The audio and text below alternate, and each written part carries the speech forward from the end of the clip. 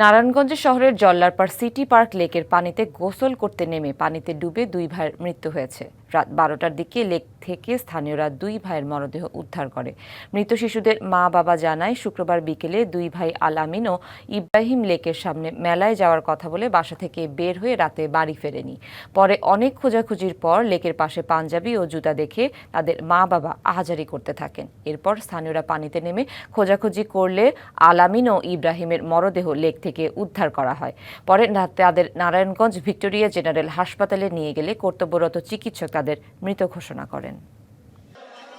বাচ্চা পাওয়া যাচ্ছে না, জামা কাপড় এই পুষ্করির সামনে পাওয়া গেছে।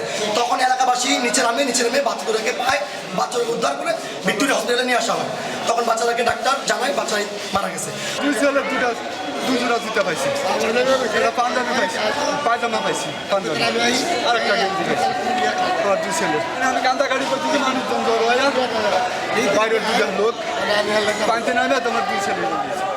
নায়াসিনামাইড ও স্যালিসাইলিক সমৃদ্ধ লিলি ফেস ওয়াশ যা ফেসের ডেড স্কিন সেল দূর করে দেয় দ্বিগুণ ফাস্টার ব্রাইটেনিং।